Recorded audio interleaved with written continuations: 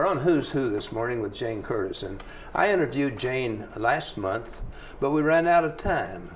You know, I never run out of time, but we ran out of time. She had a very interesting life, and we talked a lot about it, but there was a lot more to talk about.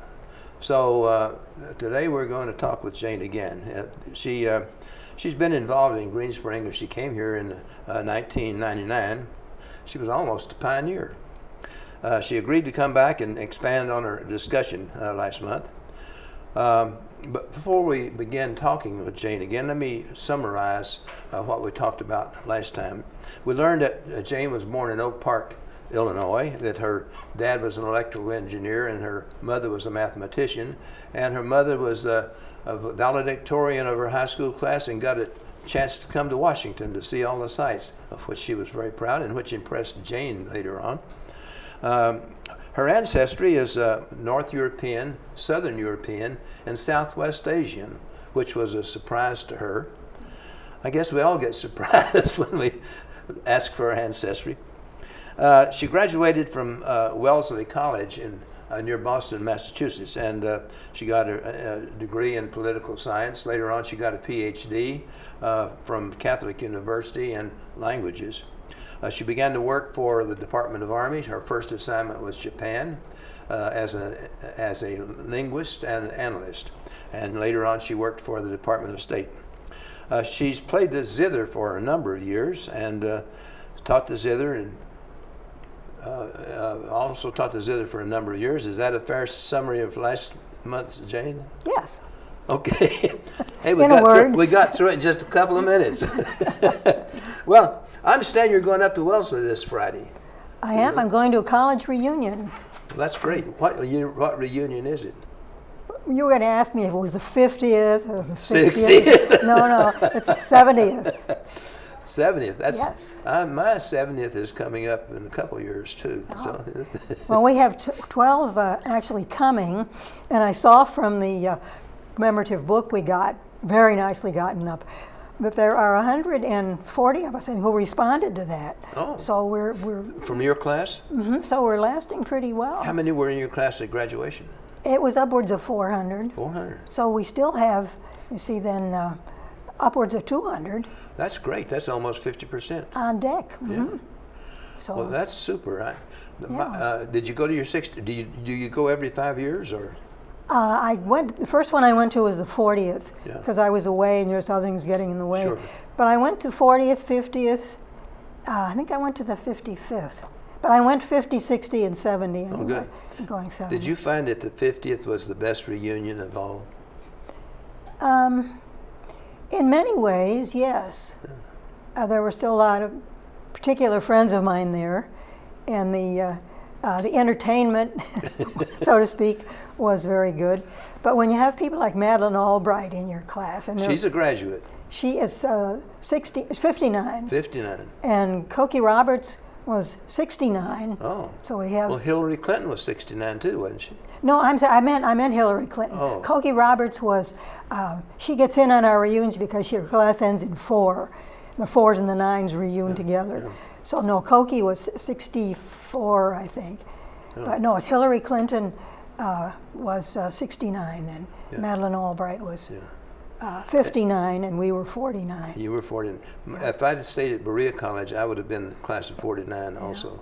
So Berea College is a fine thing. It is a fine school, yeah. All right, well, let's now, Wellesley is a girls' school, right? Correct. Still. It was referred to as a women's school. Oh, of course. There's a lot in that, you know. Any kid 15 years old is called her sir, and a young man. A woman of 45 or something will be called a girl. Is that right? Yeah, so that's a kind of delicate point.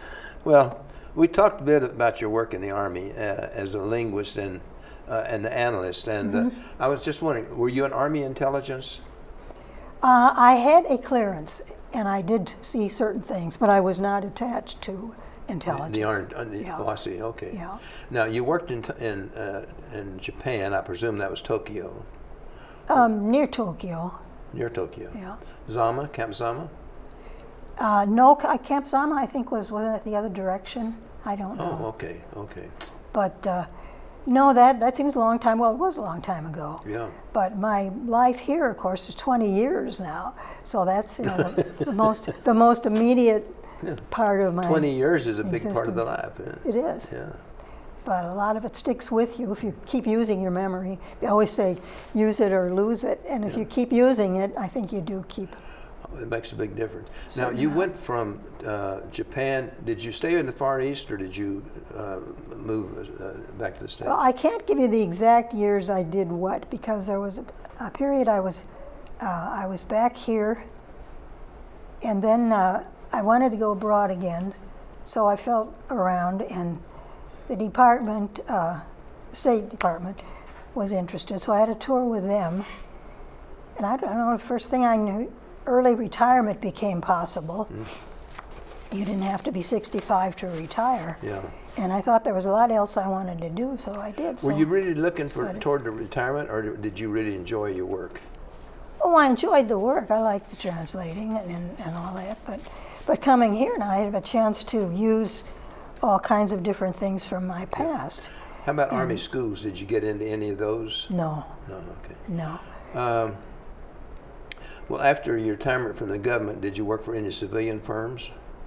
No, I didn't. I freelanced a little on translating, and I got into considerable volunteer work. Okay. In Loudoun County. I was living in Loudoun County then, and I was on the board, the mental health board, and I was also on the board for the Area Agency on Aging for the county. For what? The Area Agency on Aging for the county. Oh. Every county in the United States, I think eventually had one of those, but it was authorized as a more or less official organization.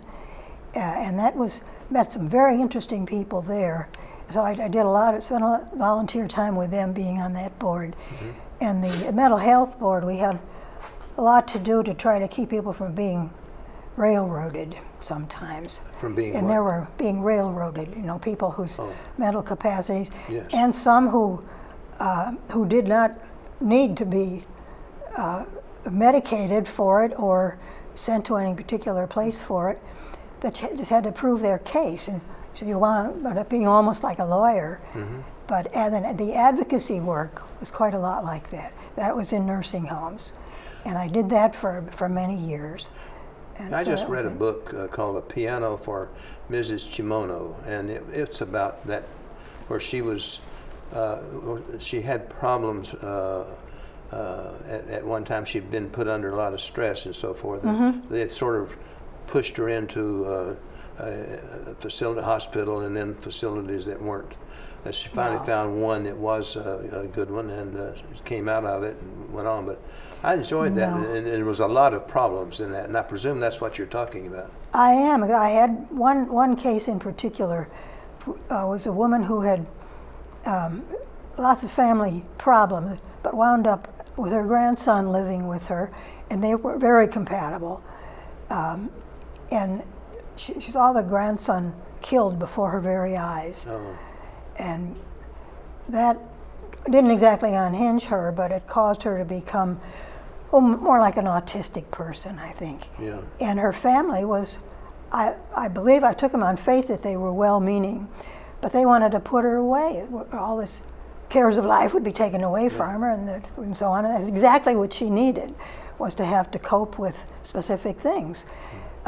So we hit it off well anyway, and she got so that she wouldn't talk to anybody unless I were there. Oh, is that right? Any official person, because she was afraid they were going to take anything she said as something that she ought to be put away somewhere.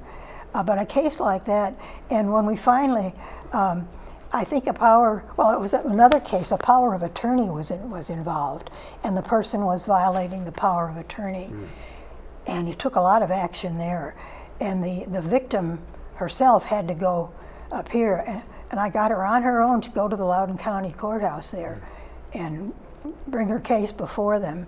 And she wound up being totally exonerated from great.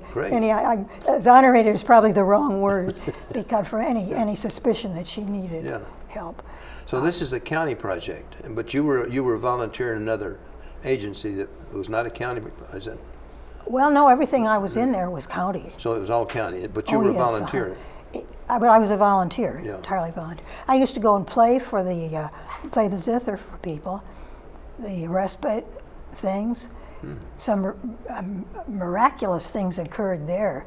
You know, I remember I was playing once on St. Patrick's Day, and I was playing all Irish tunes, and there was a man there that hadn't spoken for months or years, and he just always sat there. And I played "I'll Take You Home Again, Kathleen," and out of his mouth burst the words. As long as I kept playing, he knew all the verses and everything. He sang them out. Everybody was just stunned by that. Astounded, I bet. But I mean, talk about live and learn. Yeah. You really do. I've heard of lots of stories of how music stirs people and gets them to disturb react. people, and that instrument particularly. There's just something about it. It's not overpowering. It's not shrill. It's not underpowering. It just somehow gets through. The zither music, I like the zither music. Yeah. Well, before we talk about the zither, though, what brought you to Green Spring? A friend and I, both living in this area, decided that we were, I guess we were around 70 at that time, maybe the upper 60s. Both of us hale and hearty and doing all kinds of stuff, more than a full schedule. And we looked at the available possibilities. I think that was about when the retirement community really hit the fan, so to speak, when it became more popular and more of them were formed. So we looked around, and I chose this one. She liked this one too, but she wanted one that was closer to some relatives she had that lived nearby. So then that was, I moved in 1999. Yeah. And December. I moved in actually in September. Yeah. But I signed up in April. I was on the books as of April. Now, which building did you move into? Walden Court. It wasn't even built then. Okay. But I remember going up wearing a hard hat. I wanted to see it. Yeah. And a piece of advice to anybody doing that: by all means, check the measurements, because I planned to put a desk between two windows on a wall, and it turned out the windows, no, how did that go? Anyway, they weren't, the distances were different. There was not room for both the desk and the two windows. Yeah. So I had to make some change in my plan. But if I had come that day, it would have been, so beware. Yeah. But they were very nice. They guided you around, and you had to, of course, wear this hat. And constantly reminded you to be careful and look out, not trip. I made all the measurements too, because I had the apartment there, and everything fit. I had some that maybe had a ½ inch on each side, but I knew for certain that was a size. Yeah. But I said at the end, I says, this little table I think I can probably fit in somewhere. Yeah. And I brought it along, and it didn't. So I had to send it back. You sent it back, or you went to the treasure chest? No. My house was 2 miles from here, and I hadn't sold it yet. So my grandkids and kids and all that, they got a lot of the furniture and stuff like that. So I was able to dispose of it, most of it, to them. Oh, that's good. So that was good. Oh, yeah. All right. Well, let's talk about the zither. I thought we were going to talk about my life at Greensbury. Well, that's part of the Greenspring, right? It's been a major part of Greenspring. You've taught the zither here? Well, it was for a long time. I was called the zither lady. Yeah. Okay. Well, tell us, what's the origin of the zither? Oh, it's back in the mountains of German-speaking Europe, Switzerland, Germany, Austria.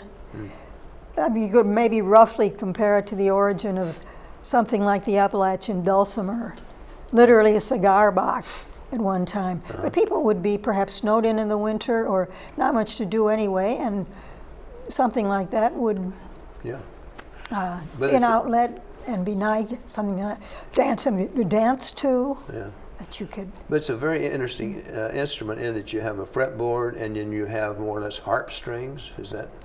Well, not harp strings. Okay, what would you call They're them? just open strings. Open, okay. Because the strings on the fretboard, you seldom play open. We have one showing on the, you want to Yeah. describe it from that?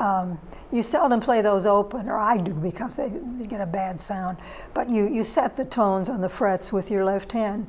That's on the fretboard. Yeah, on the fretboard, yeah. And there has frets, obviously, along there. And you set the tones with relation to the frets. And it has 19 frets. And to get any sound out of it, you use your right thumb, which lies on the right bridge there. And you probably have a little pick on it. Not a pick. No. You do not pick a zither. You stroke. You stroke across it to get the sound, and with the rest of this hand, you play the open strings with accompaniment. So it's quite a test of coordination, more so than any other instrument I ever played. It looks like it. But it's the results are so good that it takes somebody with patience and motivation, and miracles can occur. Do you have to know music to learn to play it? No, but it certainly helps. I would think so. Yeah. It looks very complicated to me. It helps. The 6 strings on the guitar is enough. Yeah. Well, there was one time when they put 6 strings, somebody experimented with 6 on the fretboard, but for chording, so you have 1 string doubled, and that's wonderful for chording. Yeah. Are any of them made in the U.S. or are they still made in Europe? Not anymore. At one time they did. Yeah. Even the Maybell banjo people made zithers. Oh, okay. And I guess they were real zithers. I've never actually seen a live one. But other instruments, hybrid instruments, they call something, say, a banjo zither, and partake of both, but they would always have a neck. And the zither, of course, does not have a neck. Yeah. It's a flat box. Okay. There's a story that George Washington had a zither. Yes. Did he have a zither? No. I understand you've seen the instrument that he really did have. I have. I heard of it. I called the Capitol historian. The historian said there was some old instrument was up at the top, and when we cleaned out, we gave it to the Smithsonian. So I had to talk to them, and they said, yes, we have something called George Washington zither. And I said, well, I would like to get permission to come in there and see it and look at it and see what it really is, if it's really a zither. Fine, they said. We want to know what it is, too. Yeah. We thought it was a zither, but it's not. So I made an appointment and went up there. I had to take a day off work to do that, and went up and to the second floor of, I think it was one of the newer buildings. And there I was led into a climate-controlled, kind of a big room, but full of stuff. They had those gold-plated chairs in there from some fancy thing. They had chairs in there from Lincoln's funeral. They had all sorts of interesting, and palms in the background, just waiting to be displayed. But they brought this thing out, and what it was is actually like a hurdy-gurdy, if you know. It's a necked instrument with a bridge, and they, an opening underneath where the sound hole would normally be on an instrument. And strings the strings, of course, came across that, and a little crank that you turn, and it goes bring, bring, bring, and makes like a drone when you play it. And that's what it was, and it had a fancy label in it. George Washington had it made in London for his wife, Sir Martha's niece, I believe Nellie Custis. And this thing arrived, and apparently in good shape, not broken or anything.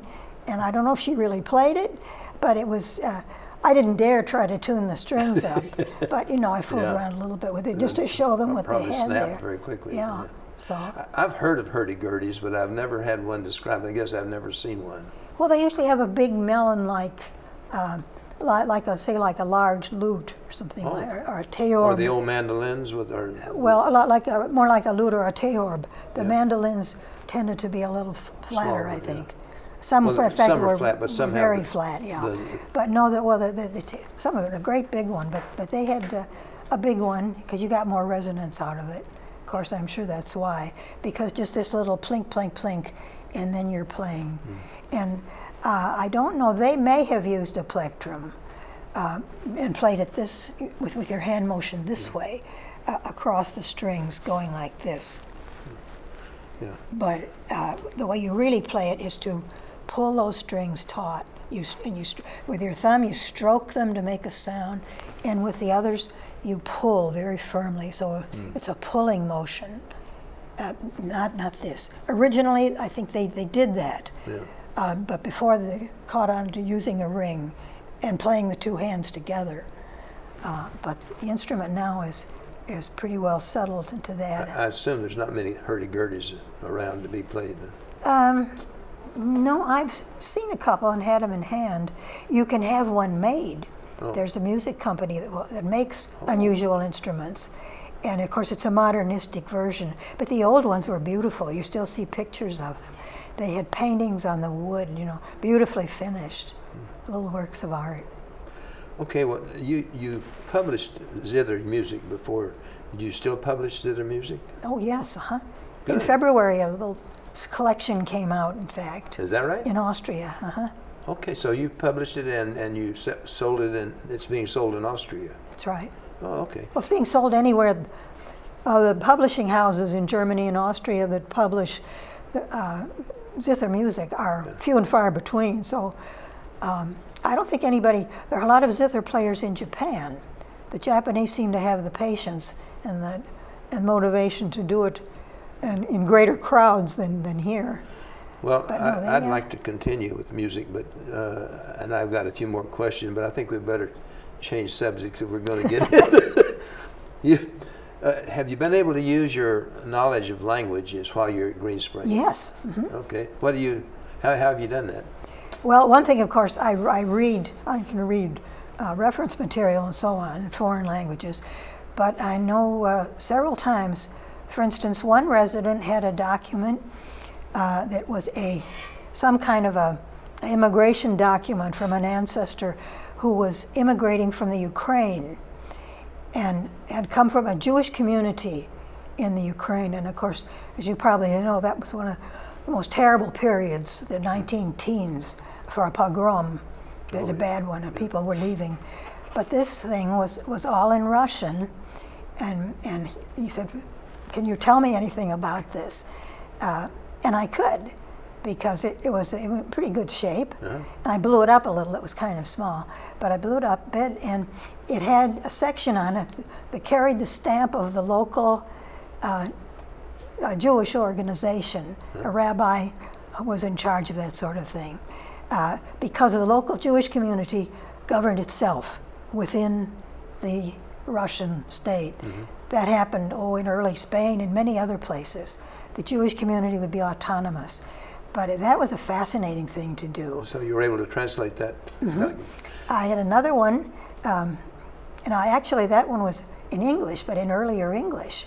She had an old family document. In fact, two of those I've had to cope with, and they're very interesting. Reading the handwriting, that's something that you have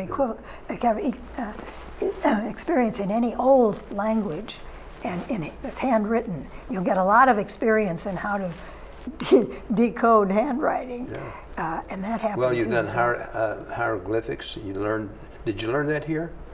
Yes. Well, I learned it. I started out teaching myself because I was so interested in it, and I discovered, the Dell books, not the same Dell as computers, but there's a Dell book republishing company. They had reprinted some things from the 1890s and early 1900s, by one of the most eminent hieroglyphic scholars. And I saw these in their catalog, and I thought, gosh, primer and reading matter. So I couldn't resist, and they weren't all that expensive, so I bought some, and I thought, gosh. And when you study a few languages, you kind of learn how to go about it, because you don't approach them all quite the same way, but you have some ideas of how to approach it. And you do so. I felt I was making reasonable progress under the circumstances. And I put up a notice on the bulletin board, and 7 people joined up. So there were 8 of us at the beginning. And one had to drop out because her eyes were bothering her, and she couldn't really see it clearly enough, even with a glass. And of course, you can't really get into reading when you have to magnify every word. But the others lasted for quite a while. It has filtered down. I think the more recent residents are less interested in joining things than some of the old hands were. Oh. But that may come up. But it is a most interesting language. We had a couple of things on Channel 6 on that, just demonstrating what they're like and I watched those what shows. some of them look like. Well, Jane, what they've done here is collapsed about 10 minutes of our show.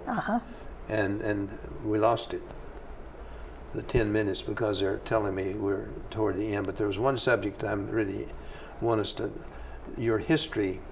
You do history subjects every Friday, and you've done it for 9 years. It'll be 10 years in August. Right. How do you pick your subjects? Oh, I pick things that interest me. I pick things that are suggested to me by what's going on in the world now.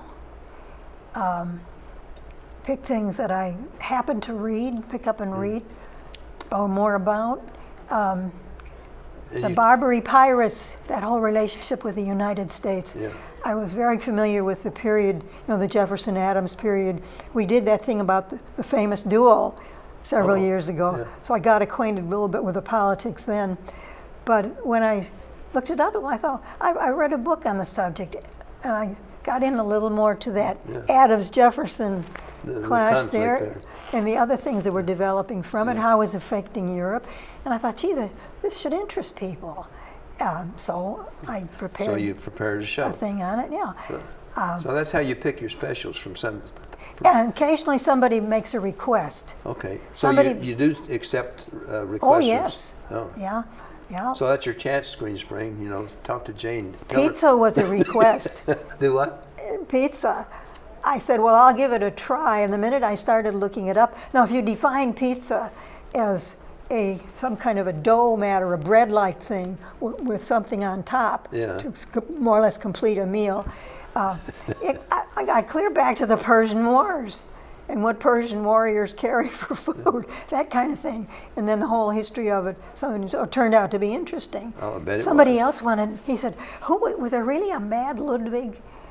And I said, yes, there really was a Mad Ludwig of Bavaria. It's called Mad Ludwig because he was somewhat touched in the head. It ran in the family. Yeah. But that made a most interesting show. I'm sure it did. And I never realized it. Of course, the wars, you study Bismarck at all, you read about Bismarck, and you realize how he was planting little wars here and there so he could then move in, and take over. Well, he did that to Austria. And Mad Ludwig, of course, was an Austrian. Yeah. He was King Ludwig II, he was actually, Wittelsbach.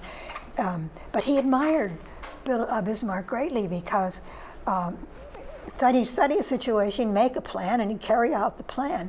And even though it was not always to the victim's advantage, he thought it was to Austria's advantage. But you learn so much that way, and you get into so many different people. And the pictures, you see what they looked like, the real ones, when real pictures came along. But well, Jane, thank you very much. I mean, we could probably do another show just on your history shows, but I guess we need to talk to somebody else. But anyway, thank you very much for coming on again.